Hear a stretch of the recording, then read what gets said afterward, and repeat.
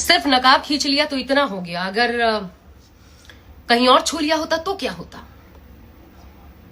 ये बयान है योगी सरकार में मंत्री संजय निषाद का। पहले तो आप ये बयान सुनिए। छू दिया नकाब तो इतना हो गया, कहीं और छूते तब क्या हो जाता।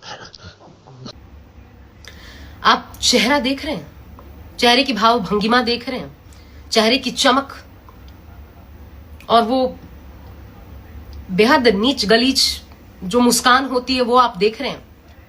एक महिला के लिए वो कह रहे हैं कि कहीं और छू लिया होता तो क्या होता। ये योगी सरकार में मंत्री हैं संजय निषाद, सहयोगी निषाद पार्टी के अध्यक्ष हैं संजय निषाद, और कह रहे हैं कि कहीं और छू लिया होता तो क्या होता।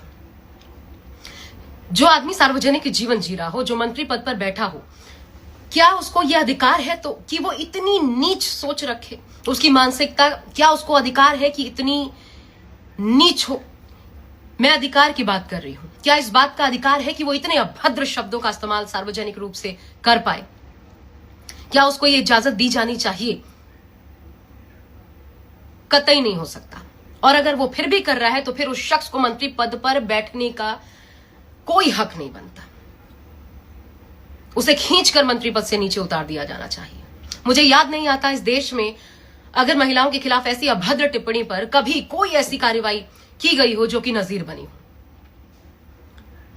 राजनीतिक जीवन में किसी भी नेता के खिलाफ किसी भी अभद्र टिप्पणी पर। और ये उस राज्य से बिलोंग करते हैं जहां पर योगी आदित्यनाथ सरकार संभाल रहे हैं, जिनके एजेंडे में ही सबसे बड़ा जो मुद्दा है वो है महिलाओं की सुरक्षा। कि कोई आंख उठा के देखे तो उस सोच को बुलडोज कर दो। और तब उस सरकार में मंत्री इस प्रकार के बयान देते हैं। क्या इन्हें हक होना चाहिए मंत्री पद पर बैठने का?